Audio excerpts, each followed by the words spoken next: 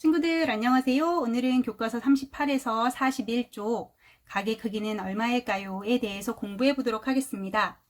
자, 야구 방망이를 들고 공을 칠 준비를 하고 있는 두 야구 선수가 있어요. 이 두 야구 선수의 팔과 야구 방망이가 벌어진 정도를 비교해 보도록 할 건데요. 왼쪽에 있는 선수보다는 오른쪽에 있는 선수의 벌어진 정도가 더 크다는 것을 알 수 있어요. 그렇다면 팔과 야구방망이가 벌어진 정도를 어떻게 말할 수 있을까요? 우리 지난 시간에 공부해 봤던 내용을 바탕으로 한번 이야기해 볼까요? 네, 우리 첫 번째 투명 종이를 이용했었죠. 왼쪽에 있는 선수를 투명 종이로 그리고 그것을 그대로 옮겨와서 오른쪽에 있는 선수 것과 비교해 보는 방법이 있었어요. 또 두 번째는 작은 각을 그리거나 혹은 작은 막대로 각을 만들어서 그 각이 몇 번 들어가는지 확인할 수도 있었죠. 그래서 여기에 만약에 3개가 들어가요. 그러면 여기에는 몇 개가 들어가요. 이렇게 구분할 수도 있었고요. 혹은 지난 시간에 이야기해 보진 않았지만 벌어진 정도를 재는 도구를 이용할 수도 있을 거예요. 이렇게 팔과 야구방망이가 벌어진 정도를 우리 각의 크기라고 하는데요. 이것을 각도라고 표현합니다. 우리 3학년 때 배웠던 각도가 있어요. 어떤 각을 배웠죠? 네, 맞아요. 직각에 대해서 배웠었어요. 직각을 똑같이 90으로 나눈 것 중에 하나를 1도라고 하고요. 쓸 때는 1도라고 씁니다.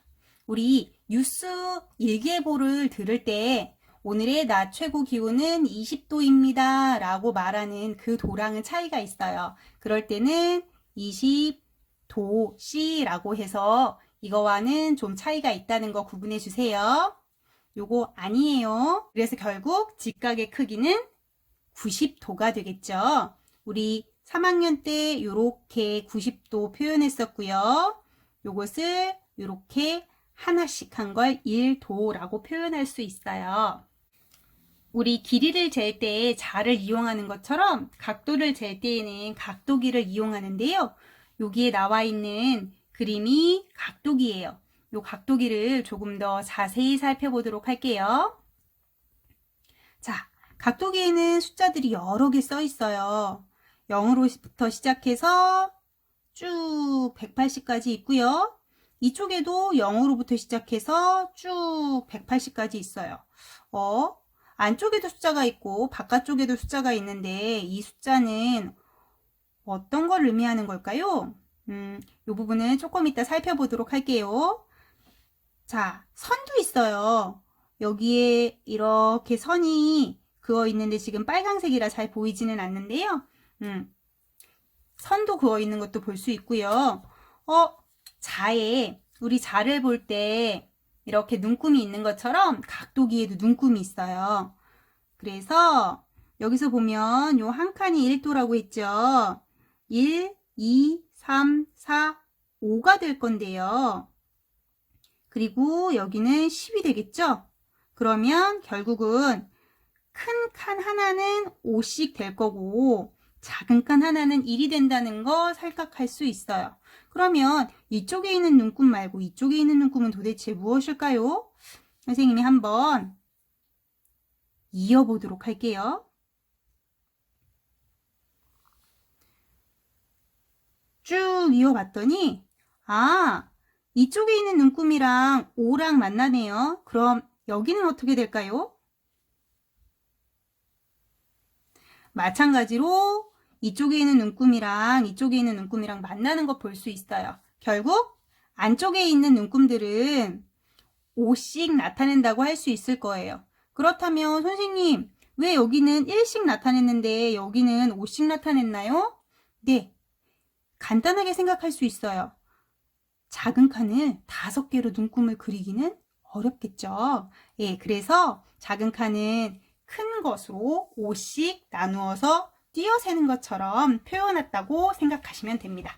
네, 교과서 39쪽 보겠습니다.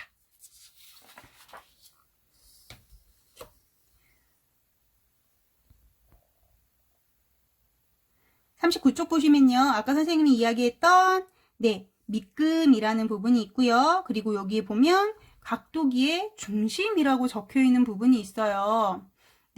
보시면 이 밑금이랑 90도를 직각이 만나는 요 점을 각도기의 중심이라고 해요. 그래서 각도기를 사용하는 방법을 선생님이랑 문제를 통해서 살펴보도록 할게요. 보시면 두 각이 나와 있는데요. 두 각이 나와 있는데 지금 꼭지점과 각도기의 중심이 만나 있는 부분이고요. 꼭지점은 이쪽에 있고 각도기의 중심은 여기에 있어요. 이렇게 되면 어느 것이 맞을까요? 각도기의 중심은 반드시 각의 꼭지점이랑 만나야 해요. 그래서 왼쪽 것이 바르게 맞춘 것이라고 할 수 있고요. 두 번째, 각도기의 밑금을 바르게 맞춘 것이라고 되어 있는데요. 이거는 아까 각도기의 중심이랑 같이 연결해서 생각하시면 돼요. 각도기의 중심만 봤을 때도 여기는 이렇게 만났고요. 그거에 비해 여기는 이렇게 만났어요. 중심이 만나지 않았죠. 그러면 밑금이랑 한번 비교해 볼게요. 여기는 각도기의 가장 아랫부분에 밑금을 만났고요. 밑금이랑 만났고요. 이쪽은 0이랑 시작하는 부분으로 만났다는 걸 볼 수 있어요. 그렇다면 왼쪽이 되겠죠? 이거는 쉽게 생각하면 우리 자로 길이를 잴 때 여러분이 요런 길이를 잴 때 여기부터 시작하느냐 여기부터 시작하느냐 요 차이라고 생각하시면 돼요. 오른쪽 같은 경우에는요. 이렇게 자가 눈금이 없는 부분부터 재기 시작했다고 생각하시면 되고요. 왼쪽 같은 경우에는 0점과 맞추어서 이렇게 길이를 쟀다고 생각하시면 이해가 쉬울 거예요. 그렇다면 중심과 밑금을 0에 맞추는 것 중요하다고 할 수 있어요. 그렇다면 마지막 이렇게 해서 중심도 맞췄고요. 밑금도 0에 맞췄어요. 그러면 이걸 어떻게 읽어야 될까? 각도 쭉 따라 올라갔더니 70도 나오고 110도 나왔어요. 어느 걸 읽어야 할까요? 이것도 길이랑 똑같이 생각하시면 돼요. 어떤 길이가 있었는데 0에서부터 시작해서 읽을 수도 있고요. 끝에서부터 시작해서 읽을 수도 있어요. 그렇다면 이 길이는 여기에서부터 읽었던 이 길이가 될까요? 아니면 여기에서부터 읽었던 이 길이가 될까요? 자로 길이를 잴 때에는 항상 0에서부터 시작하죠. 각도기도 마찬가지예요. 숫자가 두 가지 경우가 있기는 하지만 0에서부터 시작한 이 각도는 70이라고 읽어야 돼요. 그렇다면 왜 헷갈리게 이건 0, 180 이렇게 구분해 놨을까요? 길이 같은 경우는 이렇게 선 하나로 이어지지만 각도 같은 경우에는 이쪽으로 벌어질 수도 있고 저쪽으로 벌어질 수도 있어요. 각도가 항상 지금 선생님이랑 교과서에 나와 있는 부분은 이런 모양이기 때문에 이쪽에서부터 이렇게 쟀는데요. 만약에 이게 이런 모양이라고 한번 생각해 봅시다. 이런 모양이라면 여기에 밑금이랑 중심을 했을 때 이쪽에서부터 이렇게 가야겠죠.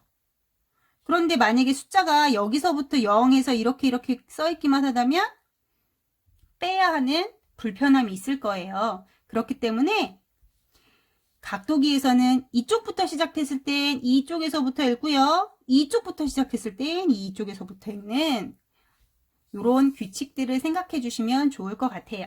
각도기 이용하는 방법 이해 가시나요? 다시 한번 정리해 보면요. 첫 번째, 각도기의 중심을 각의 꼭지점에 맞춰야 돼요. 두 번째, 각도기의 밑금과 각의 한 변을 맞춰야 하고요. 세 번째, 각도를 읽을 때는 각도기의 밑금과 각의 한 변이 만난 쪽의 눈금에서 시작해서 각의 나머지 변이 각도기의 눈금과 만나는 부분을 읽어야 하는 거예요. 그렇다면 실제로 각도기를 이용해서 각을 재보도록 할게요. 교과서 40쪽입니다.